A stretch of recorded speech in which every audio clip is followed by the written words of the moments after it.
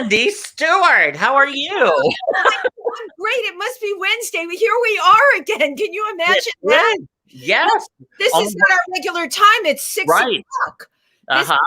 This is a big switch tonight for us. How are you doing? I'm good. It's a little past my bedtime, but I'm good. You're in bed by 6. How was your week this week, Tim? Good. It was really weird. It was very busy, but I didn't really do that much. I mean, I had like a rehearsal here, rehearsal there, and meeting here and meeting there, but I didn't have like any big performances or anything. So, well, but you had all the work that leads up to it. This is so incredible. I had a performance. I saw your performance. This week, I did a fundraiser for my LGBTQ Triversity. Yes. And the show is called Share Your Heart, Triversity's Got Talent. And Tim, I sang along with my executive director, who happens to be a singer, Stephen Bloomer-Teague. I know. I was watching. I saw it. You did, right? But we did a duet called Bosom Buddies. That was fabulous from MAME. And guess what? I couldn't seem to either learn the words or the tempo or any of that. So really?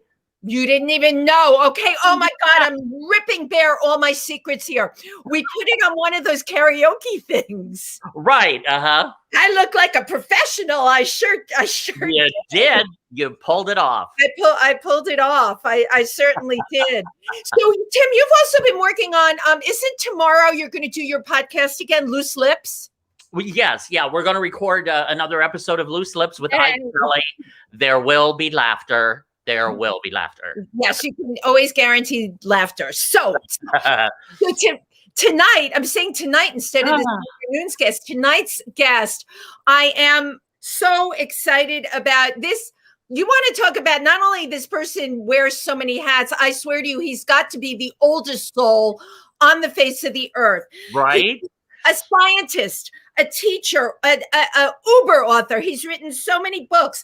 He was the most incredible and is music publicist. He's worked with Billy Joel, Michael Jackson. Oh my God. And speaking of Michael Jackson, he is the author of the book called Einstein, Michael Jackson and Me, A Quest for Ecstasy. We have so much to talk about tonight. And I know. And I have to tell you that he is one of my favorite people on this planet. Oh, I absolutely adore this man. I can totally see why. So without further ado, we'd like to introduce Howard Bloom. Howard Bloom. Yay! Woo! Wendy, Tim, it's good to see you. That's an understatement that it's good to see you. Tim was just praising me. Tim is one of the most talented people I've run into in my life. When he performs, he grabs every cell of every single individual in the room and holds it for as long as his performance lasts. I totally love the cell analogy. That is something that you would say, Howard, right? Tim grabs every cell out of every individual.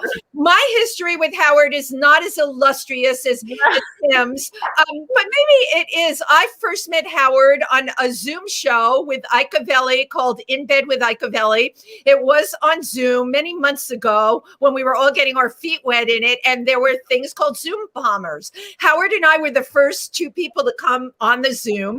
And the next thing I knew, there were two very big strapping men having sex with each other and a cartoon voice screaming out, Black Lives Matter, Black Lives Matter.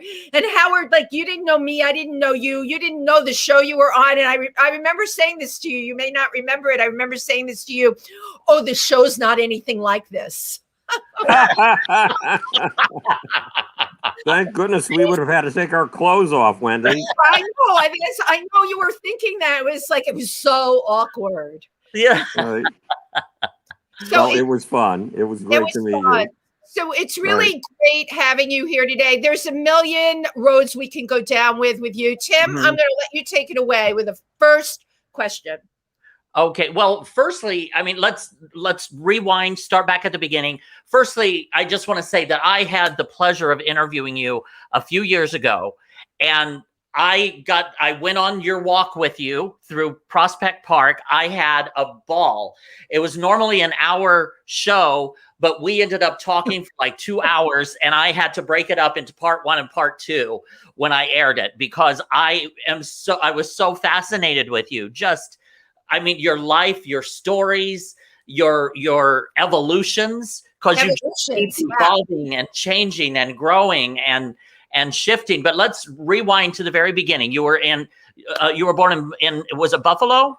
I was born in the God-forsaken town of Buffalo, New York, a steel town. Place, Tim. They put up Bethlehem ropes Steel. in the winter. Yeah. What was that, Wendy? Oh, yes. You don't ropes in just the freeze winter. in the winter. When you're 4 years old, the snowbanks are taller than you are. The first day I showed up for school in the middle of winter, the snow was up to the middle of my chest. It was up to my nipples. And an older kid volunteered to pick me up under the armpits and carry me across the snow to the classroom, or I wouldn't have gotten there. As simple as that.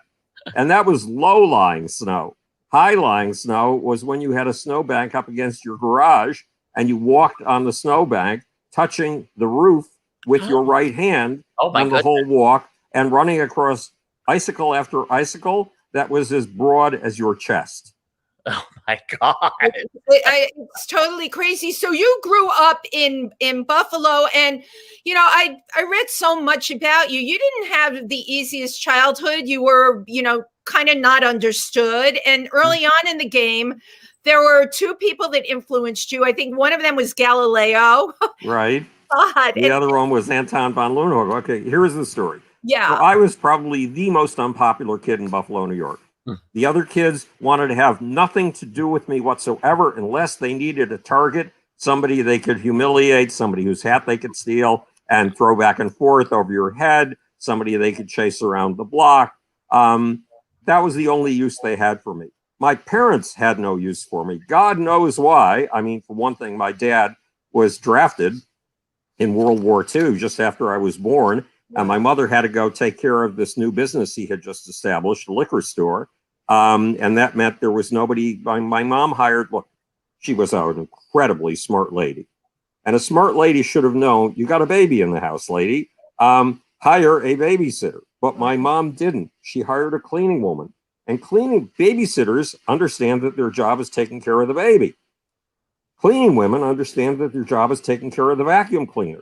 Right. Wow. So I spent my first 3 years of life locked in a little windowless, dark, hardwood floor corridor on my hands and knees while I was still crawling behind a baby gate, looking out into the living room where the cleaning woman, who never even made eye contact with me, was busy working the vacuum cleaner and listening to daytime soap operas on the radio and longing for the sunlight way, way off in the distance in the bay window of the living room and never even being able to reach the dining room, much less the living room.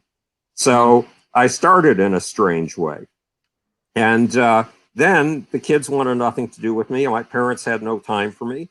And at the age of 10, a book opened in my lap, which is a little strange because you know how you know the location of every book your parents own because it's been in the same place ever since you came to consciousness. Right. This is a book that had no place on my family's bookshelves.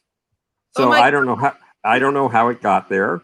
And I opened the book and it said the first two laws of science are these: the truth at any price, including the price of your life. And it gave the example of Galileo, and it said that he'd been willing to go to the stake to defend his truth. 30 years later, I find out that wasn't true, but I needed the heroic, mythic version. And rule number 2, look at things right under your nose as if you've never seen them before, and then proceed from there. Look at things right under your nose that are invisible to you and invisible to everybody around you because you take them for granted.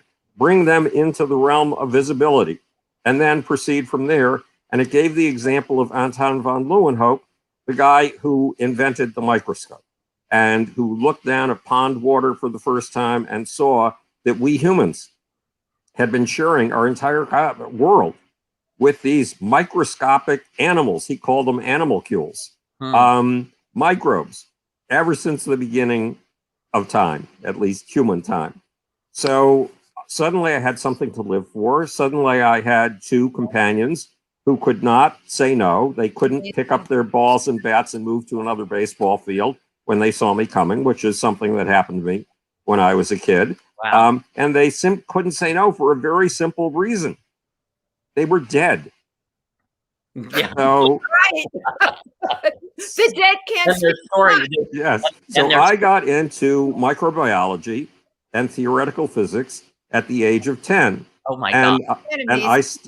And I started reading 2 books a day. Now, this did not make me popular with the teachers in my classes because I read 1 book a day under the desk in school and paid no attention to the teachers whatsoever. And teachers are just like you and me. They need attention or they ache for the lack of it.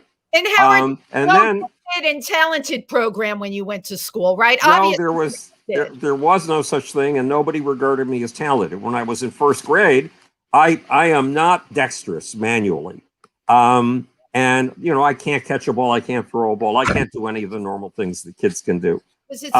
So I was always the last one to, you do your homework in 1st grade in the classroom, and then you pass it all to the front.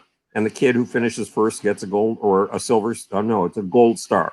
So I was always the last one to finish the work. So my teacher in 1st grade called my mom in and said, "You have to take your son in for psychological testing. He's mentally retarded." So people did not see me as gifted and talented, Wendy, not at all. But so there I was reading the 2 books a day. And by the time I was 12, I started to acquire scientific credentials of a minor kind. I built my first Boolean algebra machine.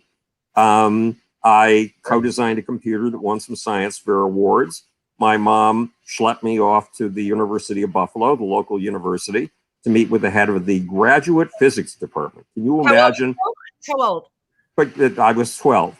So can you imagine if you are the head of a graduate physics department and working with 20 and 21 and 22-year-old kids that wanting to spend any time whatsoever with a 12-year-old?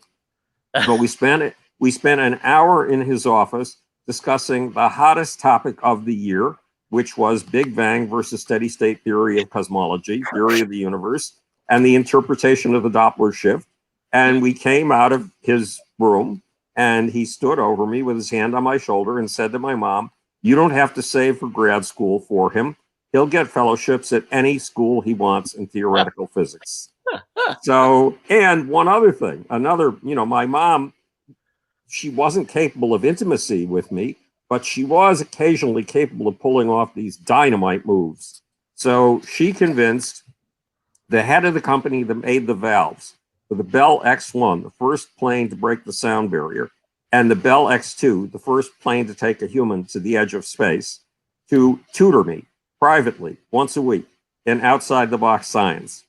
Wow. So, and then when I was 16, I was working at the world's largest cancer research facility in a summer program. I want to crawl into a hole right now.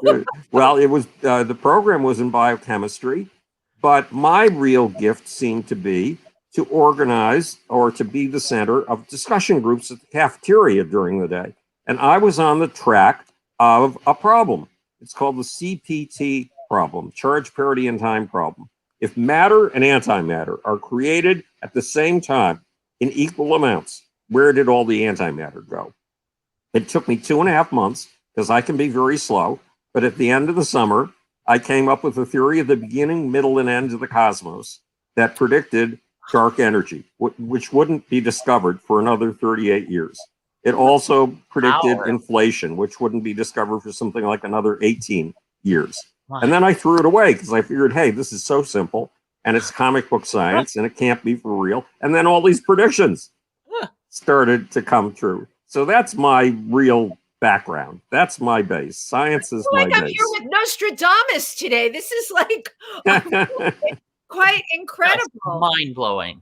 But then there's the other side of things, the new book, Einstein, Michael Jackson, and Me. The subtitle is A Search for Soul in the Power Pits of Rock and Roll. So where in the world, yes, that's it. That's the book cover. So brilliant. So where in the world how does a kid who has no interest in pop culture, because that's a culture of the kids that beat you up. Right. Why would you be interested? Right. And who's listening to Rachmaninoff, Beethoven, Bartok, Stravinsky. How could a person like that ever get into rock and roll. I work with Michael Jackson, Prince, Bob Marley, Bette Midler, AC/DC, Aerosmith, Kiss, Queen, Run DMC, Billy Joel, Billy Idol, Paul Simon, Peter Gabriel, etc. Hall and Oates, Sticks. Yeah, Run DMC. Yes, you got it. God. So it started really when I was 12, reading all those books every day. And I had a realization and I couldn't allow it into my conscious mind. I kept it in a closet inside myself that I was an atheist. And this came at a very... right? You could not admit because it came at a very inconvenient time. Mm-hmm. I had the first party I would ever be invited to in Buffalo, New York coming up. And if I confessed that I was an atheist, I would blow it because it was my bar mitzvah. Oh my God. So I waited until the bar mitzvah. Then I spent 2 months writing the thank you notes to all the people who'd given me money and presents and all kinds of boodle. And then I finally was able to confess that I was an atheist. But because my birthday's in June, I didn't finish the thank you notes until the end of August. And the end of August is just before the beginning of September. And what happens at the beginning of September on the Jewish calendar? Because I'm a Jewish atheist. The Jewish holidays. It's called the High Holidays. It's the High Holy Days, yeah. Yes, and my parents were not observant, and they never went to temple unless somebody, friend of theirs' son was having a bar mitzvah or there was a wedding or something. But when it came to the High Holidays, their attitude was radically different. So I did not want to go to the synagogue. And my parents somehow got me into a suit, which is almost impossible because I hate suits. As you can see, this is not a suit. And they somehow got me into their blue 4-door Fraser automobile. And they got me all the way to Richmond Avenue, which is where the synagogue was. And then I refused to go any further. So we picture the scene. My parents are holding onto my ankles, trying to pull me out of the car. Your ankles, you wouldn't get out of the car. I am holding on to this sturdy American-made door frame with all my might. And I have a sudden realization. Galileo accomplished what he did by taking an instrument that was designed for horizontal viewing. It was designed to see enemy troops coming over the horizon before the enemy troops realized you've gotten a handle on them. And Galileo found the secret ways in which this was built, made one of his own, because it was a secret military weapon for the Dutch. And he did something outrageous. Instead of looking at the horizon, he turned his telescope to the sky. Now, this is outrageous because everybody knows what's up there. That's God's territory. And Aristotle said that the only perfect form is the circle or the sphere. So it's got to be circles and spheres. Plus, it's God's underwear. How dare you? It's the bottom of, it's the underside of God's living room rug. How dare you look up with this peculiar instrument of yours? And he discovered that there were things in the sky that looked like stones. And they were irregular, and they certainly weren't perfect spheres. And he changed our relationship to the cosmos we live in. Yeah. And Anton von Leeuwenhoek, Anton von Leeuwenhoek was a draper, which meant that he imported fabric from all over the world. And he used a magnifying glass to look at how fine the weave was in the fabrics that he was importing. And then it occurred to him, if he ground the lens a little bit differently, he could look straight down. And that's when he looked at pond water. And is this a PG rated show? No, say whatever you want. He looked at live human sperm. And he sent off a report to the Royal Society on the animalcules that he saw, which is, it took me 30 years to realize. How did he get live human sperm? Yeah. Yeah, he confessed it to the Royal Society. I mean, that took balls in more ways than one. So there I am clinging to the door frame, right? And my parents are yanking ankles, right? And I suddenly realized I'm an atheist. So there are no gods in this picture. There are no gods in the heavens, no gods underneath the earth, but there are gods in this picture. Where are they? They're in my parents. They're in this absolute passion and conviction with which they are willing to drag their firstborn son up the street with his face on the pavement, turning his face into a hamburger, in order to, God knows, to accomplish what. But those are gods. And if the gods are inside my parents, they're also inside of me. And my task is to take the lens and turn it inward. Now, I was to find the gods inside. Now, I wasn't the first one to do this by any stretch of the imagination. Sigmund Freud had done it a long time, 60 or 70 years earlier. But that became a mission in life. Plus, my synagogue was set up like a Lutheran church. It was set up with these rigid wooden pews. And if the only space left for you was in the middle of the pew, you had to get everybody in the pew to either stand up or get out of their seat so that you could make it sideways between the pews to your seat. And then in front of you were books. And you stood up when the rabbi told you to. You chanted when the rabbi told you to. You sat down when the rabbi told you to. There was no emotion to it. And somehow, and I have not figured out how, I had become aware of the possibility of ecstasy. The possibility of an experience in which you are caught up in something far bigger, or that feels like it's far bigger than you are, in which you lose your normal self entirely. An experience of pure passion.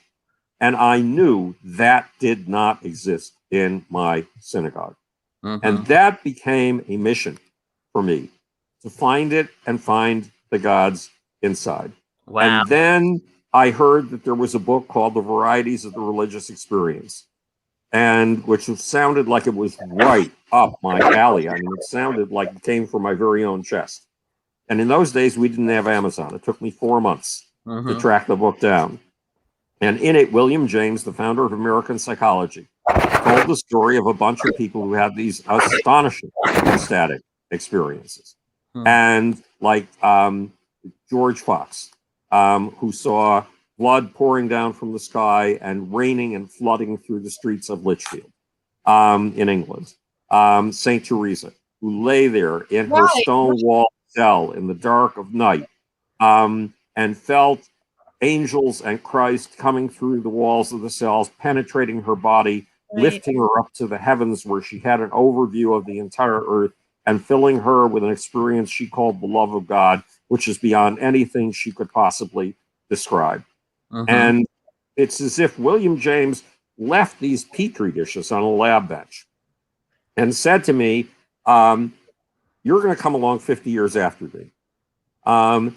These are experiences which I think need to be understood by science. But I don't have the tools to understand them.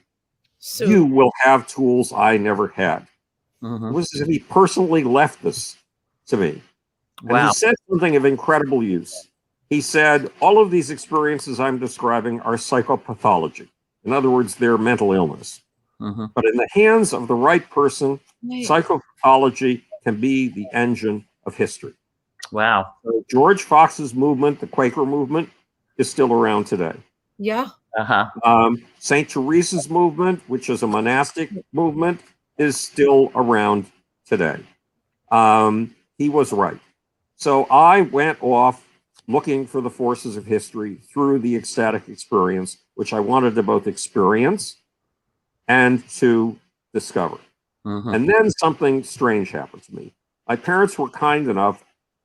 My teachers didn't like me. I wasn't doing well in school for an easy reason. I was too busy reading. And so far beyond what they were. I mean, come on. and so they sent me. My parents sent me to the public high school so they could save money. And I spent 7 days there, and the building was like a prison. It was like something straight out of, what's his name? Out of the 19th century, out of a 19th century British novel. It was monstrous. And then they said, okay, look, we'll let you out of prison.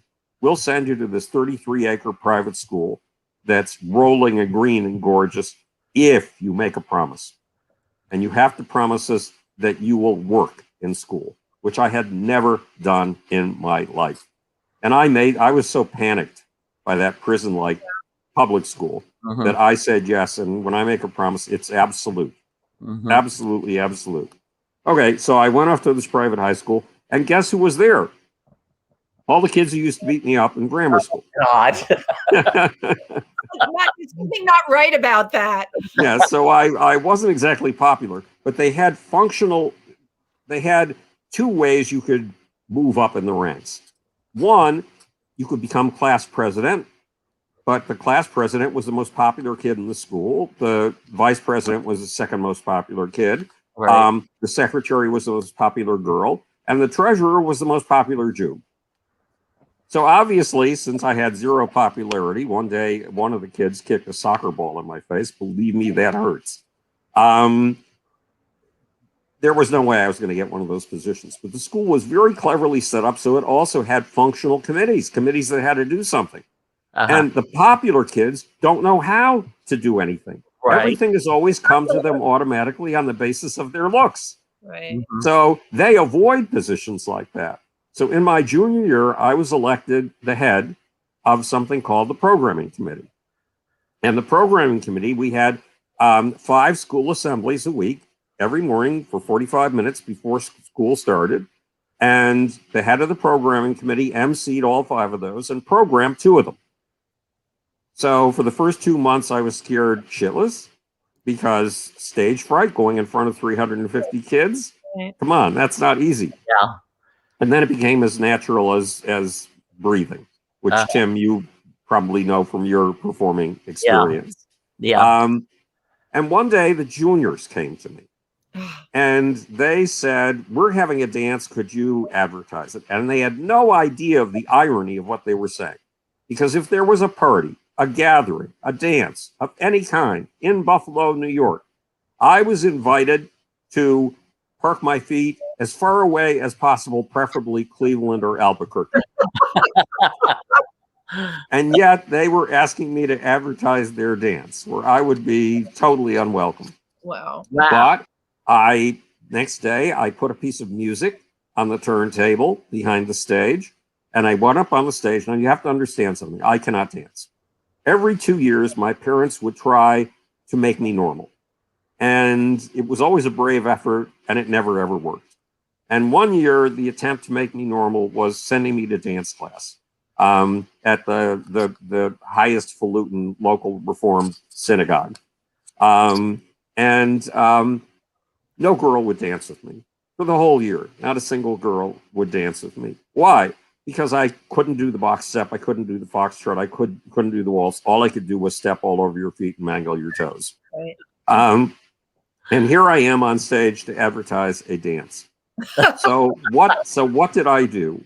I started moving to the music, but it wasn't like any dance you've ever seen. It was like a Looney Tune drawn by Chuck Jones, the guy who drew Tom and Jerry and all the rest of them, on a night when he had dropped LSD. Great analogy. So I had my first ecstatic experience, the kind of experience that I had been hunting for, the God's inside experience. I had this entire experience as an out-of-body experience. I was on the ceiling watching the whole thing take place. Wow.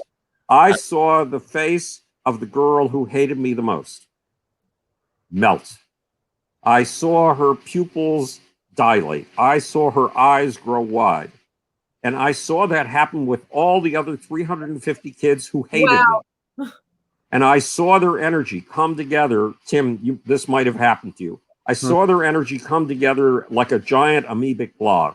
And I felt that big amoebic blob reach a pseudopod like a tunnel out to my body and send its energy coursing through my body up to somewhere around my head.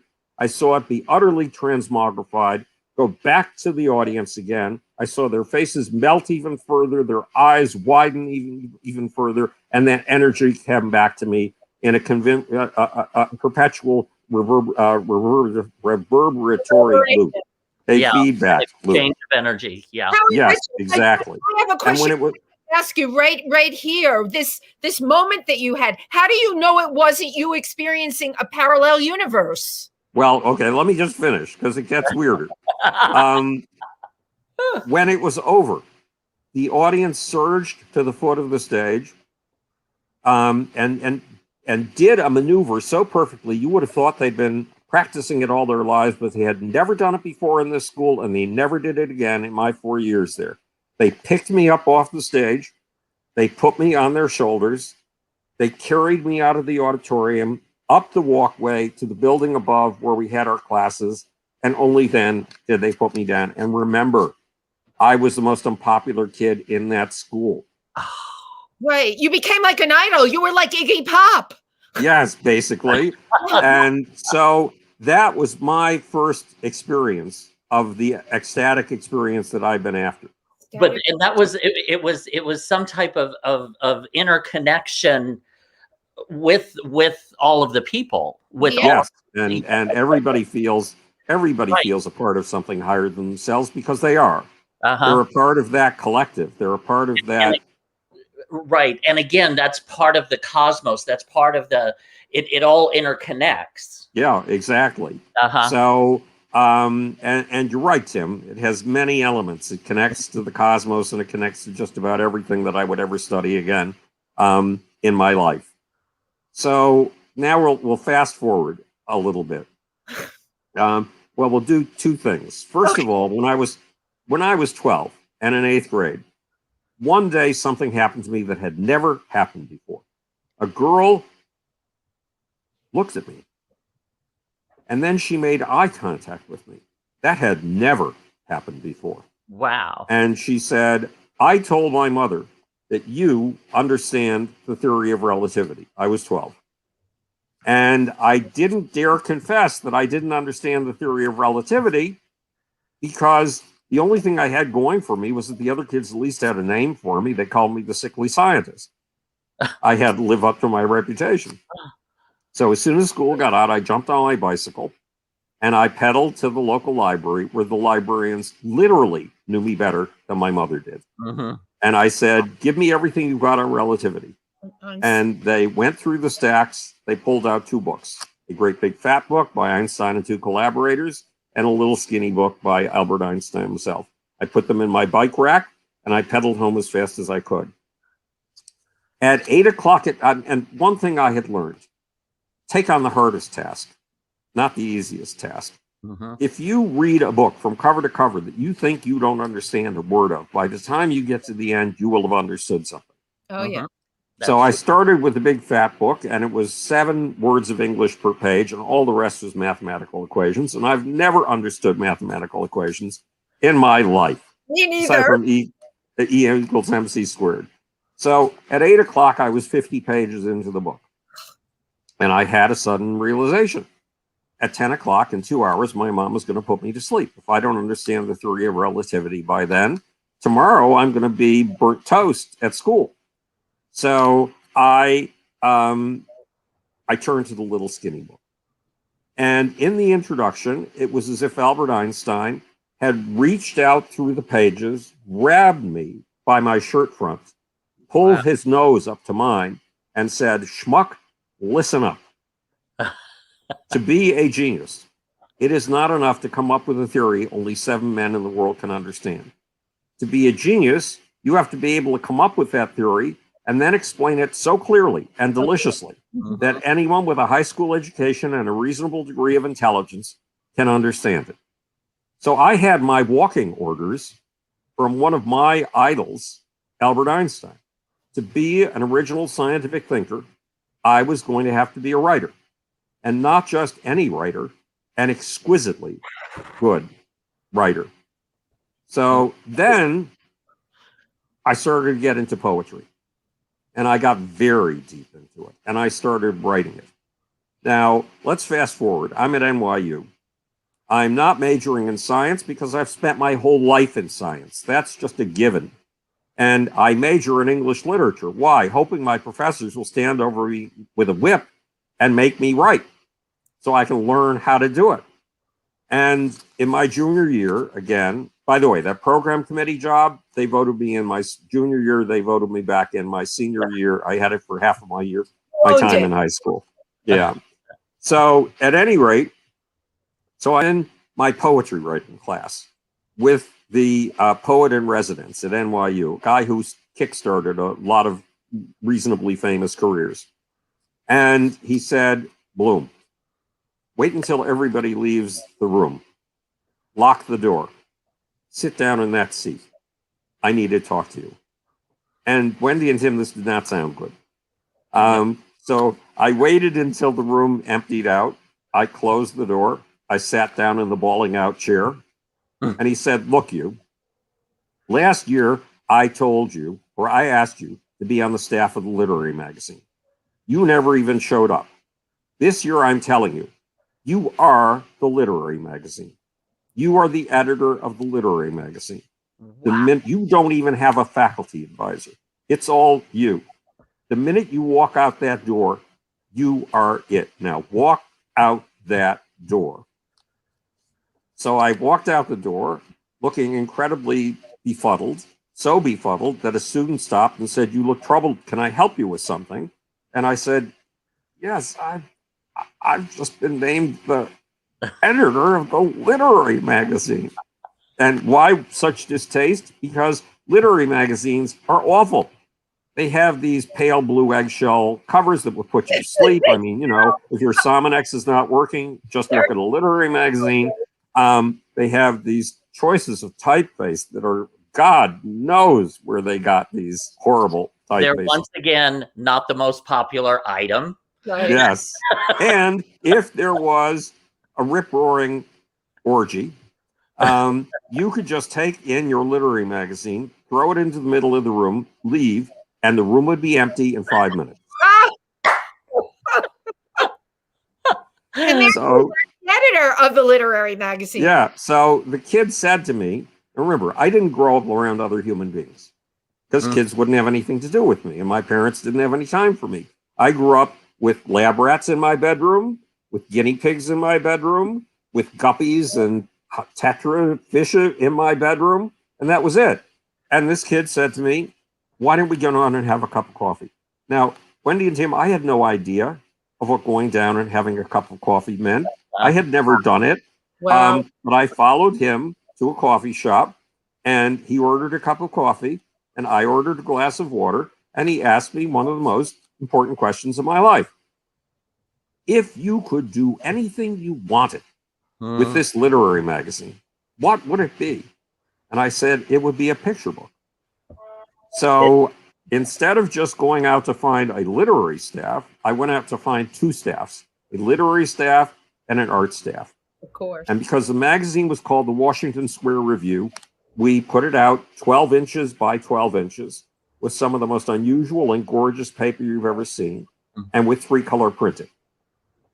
And we won 2 National Academy of Poets prizes. That's great. Yeah. And the second issue, which was our sex and death issue, well, when the literary staff got a handle on the direction I was taking the magazine, Sex and Death, half of them quit. But we did it anyway. And a strange thing happened. I was told that I was summoned to a meeting with the Student Activities Committee. I'd never heard of the Student Activities Committee before. I had no idea of what it was. But I went to this meeting with 24 people, and they all sat around in a great big circle while I was in the witness chair. And they said, we love the magazine you did. We're doubling your budget. Sweet. Have you ever heard of a budget being doubled? That's ridiculous. So we had the money now for 5-color printing. And we had this gorgeous glossy paper with the normal 4 colors plus silver. Wow. Genuine silver ink. Wow. And when the magazine came out, nobody on campus would talk to me about it. And one day I ran into the poet in residence by accident. He was coming down one side of a corner and couldn't see that I was coming. I was coming down the other side of the corner, and we met at the corner. And I said, what did you think of the magazine? And he said, did you have to put in that poem about masturbation by your friend Jason Schneider? And he walked away. But I got calls from the art director at Look magazine, which was this great big glossy gorgeous bi-weekly, the art director at the Evergreen Review, which was the leading bohemian avant-garde magazine in North America, and Boy's Life, which is a great big color glossy magazine. Boy's And Life. I had no contact with art directors. It had never occurred to me that they were even in New York. So the end of I graduated. I graduated magna cum laude in Phi Beta Kappa for 3 years in a row. I had straight A's. And I had fellowships. Howard, did you have friends at this point? You danced to your own drum. Did you have friends now? Sort of. Yes, but I don't think they're normal friendships. But I did have a few friends. I had a few people who seemed attractive by whatever the hell it was that I am. But only a few, a handful. And I had married between my freshman and whatever it is, sophomore year of college. But you have to realize I had dropped out of college for 3 years and hitchhiked and ridden the rails and helped accidentally found a movement, the hippie movement, before I'd come back to NYU. So that's all in my book, How I Accidentally Started the 60s. Yes, I love that. Love that title. Yes. Now, I'm sorry to have to interrupt here, but for everyone watching, that you're watching If These Walls Could Talk with your hosts, Wendy, Stuart, and Tim Moss, and our amazing and incredible guest, Howard Bloom, who we are going to have come back on again. Because there is so much more. Episodes more, at least 10 episodes. Absolutely. I could talk to you for just weeks on end.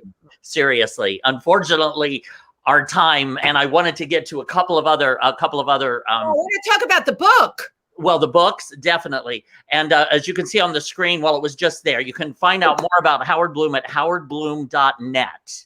howardbloom.net.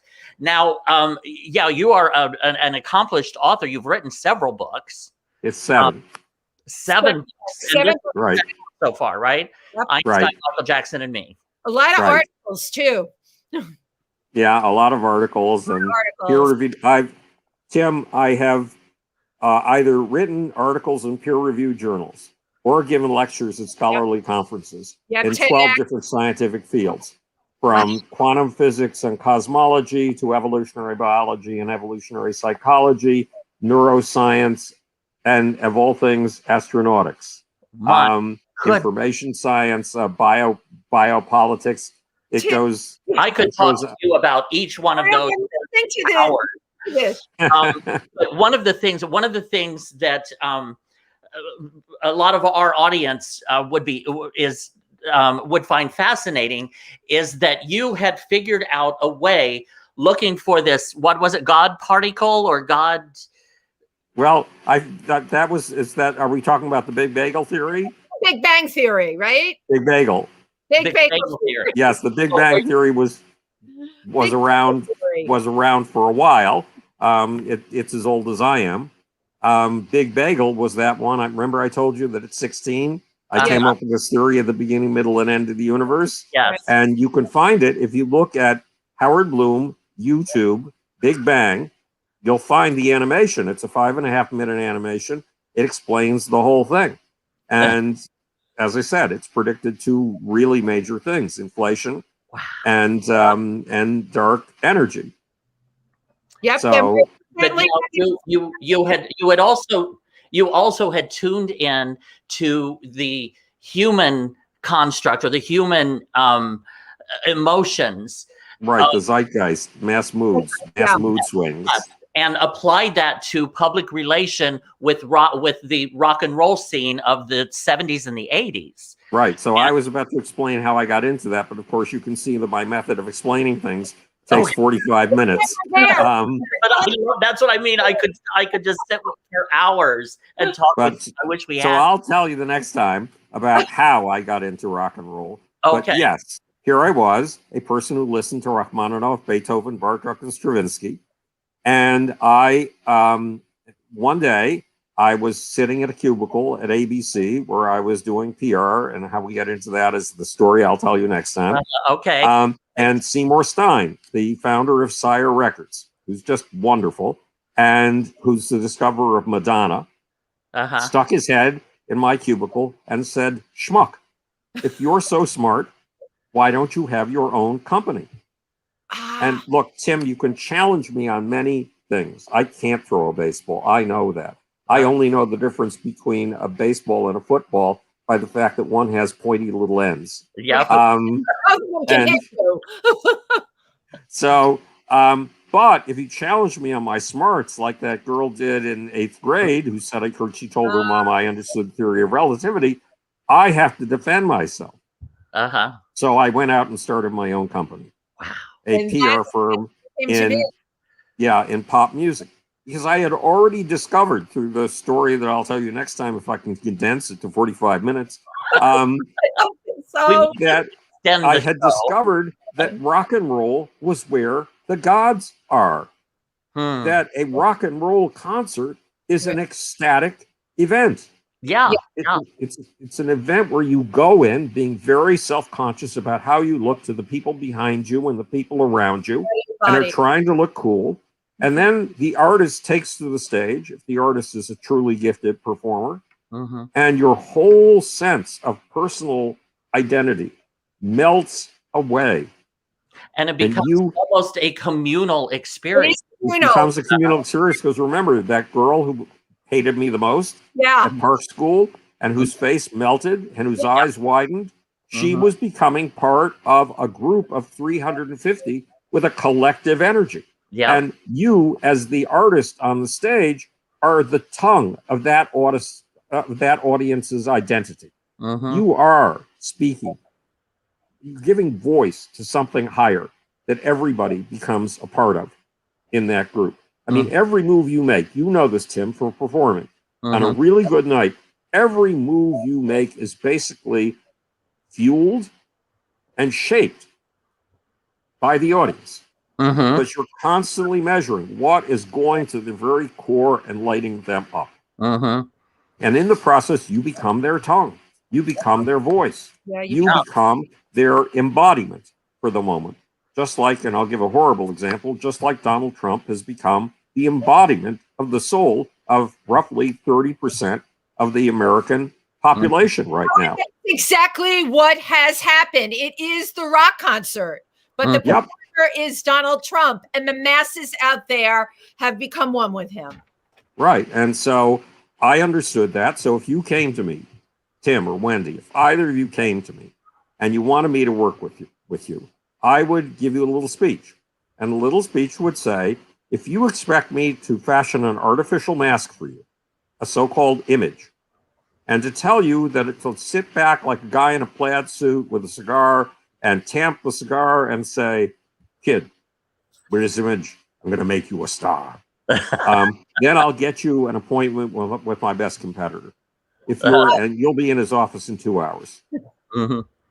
If you're going to work with me, you have to understand music is not about an exchange of pieces of plastic. Music is not an exchange of money. Music is an exchange of raw human soul. Yes. And if you and I are going to work together, I'm going to spend 6 weeks producing no results that you can see, studying everything you have ever written, every interview you have ever given, every album cover you have ever made. And then I'm going to require coming out to see you in your environment with no handlers, no managers, no wives, no anything, just you and me in a room. And what am I looking for?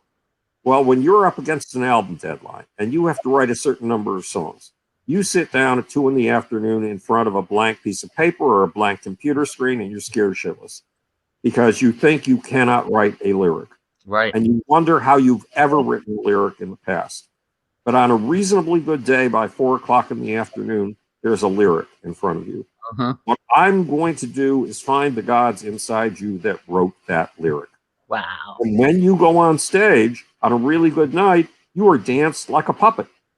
You are an empty pipe through which the souls of anywhere from 700 to 70,000 people flow up to what Peter Townsend used to call the Godhead. Wow, so you are danced like a puppet. And my job is to find the gods inside you that danced you. And then my job is to introduce the gods inside of you to the normal, hello, how are you, fine, thank you very much, self of everyday life. So you can be true to it. And what did I mean? John Mellencamp. I first I was driving a rental car down Sunset Boulevard, and a song came on the radio. And the song did something to me that no piece of music has ever done to me before in my life. It disabled me. I wasn't capable of driving. I had to pull into a parking space as quickly as I could and just listen to the rest of the song. Wow. And it was Hurt So Good by John Mellencamp. Yeah. Now, I became John Mellencamp's publicist. I made all the demands that I've just told you about. John's manager said no. John said, if that's the way he does things, let's give him a chance. And John and I became inseparable for 7 years. Wow. Wow. And one day John called, and this is very rare. He's called me maybe 3 times in my life. And he said, look, I've been offered $1.25 million by Heinz Ketchup for Hurt So Good. Now, Heinz Ketchup in those days, the squeeze bottle had not been invented. It was all of glass bottles. Yeah, you could not get that ketchup out of the bottle. Yep, right. And Heinz had decided to make that lemon into lemonade. So they had taken Carly Simon's song Anticipation. Right, I remember that. Made it as an ad. And now they wanted Mellencamp's Hurt So Good, which fit for the ketchup, but not for John. And he said, what should I do? And I said, John, what do you want to be doing in 15 years? Do you want to be raking in the interest on your investments? Or do you want to be making music for your fans? And John said, making music for my fans. And I said, okay, you have to turn down the ketchup commercial. And then I explained why. John, imagine a walled city with walls 5 stories high and a narrow little gate. You are outside the walls of that city. You are standing there alone in the wilderness outside that city. And yet you are raising your fist and saying, I don't care that you don't see me. I have a right to be. I have a right to exist. And in doing that, you were saying that on behalf of hundreds of millions of people who feel the way you feel and have felt. And if you accept that ketchup commercial, you will be allowed through the gates of that city, and you will be attending cocktail parties in that city. And you will no longer be the voice of those who are locked out. You will be one of those who locks other people out. So my job was to know who John was, what his soul, his gods inside were, and to be able to articulate that to him, to keep him on course when he needed it most. So John turned down the commercial, and his manager, Billy Gaff, quit because he turned down that commercial. Wow. But if I'm lucky, John Mellencamp is still John Mellencamp today. Yeah. If I'm right, he still has authenticity. Yep. Absolutely. And it goes back to that decision. So that's what I would have done for you if you had come for me, if you were willing to live by my conditions and understand it's not a business about markets. There is no such thing. Those are people like you. There's no such thing as product. Every single album you make contains as much of the soul of you as was kindled and came alive while you were putting it together. And it is a transmission from your soul to the souls of the 100 million people or more who you are lucky enough to have interested in your music. Yeah. Now, again, your process obviously worked because all of the artists combined, there was a total of something like $330 million worth of. It was $28 billion worth. Wow. But I haven't put that, since I calculated that figure, I haven't brought that figure up to date in terms of current dollars. So it was probably more like $33 billion. It was more than the gross domestic product of Luxembourg or Qatar. I love that. I love that. That's great. Oh my God. I am so sorry to have to cut off right now. No, I know. I wanted to talk about the book. That's what I mean. Howard, I can talk to you for so long about such a wide variety. There are so many facets and so many angles to who makes up Howard Bloom. Right. You're just a fascinating human being. I hope you see yourself the way we see you, which is just a remarkable human being. You really are, and very unique and very original. And Howard, I know we have to go, but I have to ask you this question, okay? You grew up really in isolation. Your inner gods were discovered by you. We are now in a pandemic, and the base of this is isolation. How do you think, as human beings, this is going to affect us? It's expanding us because we're up against a challenge, and we have a solution that people did not have. In 1918, when the last of these pandemics hit, we have the internet. Now, in 1988, I got extremely sick and was in a bed for 15 years. Right. And for 5 years was too weak to talk and too weak to have another person in the room with me. What saved me? It took me 3 years to realize how to do it, but I went out and became another personality, built a whole new self on the internet. So I'm accustomed to this interneting as real life. For me, it is real life. And this pandemic is forcing other people to go through what I went through. And we will come out of this with a whole new capability that we didn't have. Yeah, we believe it. Absolutely. Thank you so much. One quick thing. Yes. Correction that I want to make. In a show, I think it was Ike's show where we were all on, you had asked me about when did I know that I wanted to be an entertainer? Right. And I don't know what I said or why I said what I did, but in actuality, I saw Barbara Streisand in Central Park on television. I saw that, and I was like, that is what I want to do. And how old were you, Tim? What's that? How old were you?